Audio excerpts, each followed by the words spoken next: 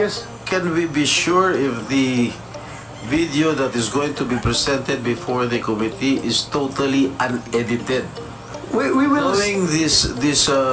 Knowing this person who has a lot of criminal records, Mr. Well, Chair. we will seek the expertise of the PNP Anti-Cybercrime Group.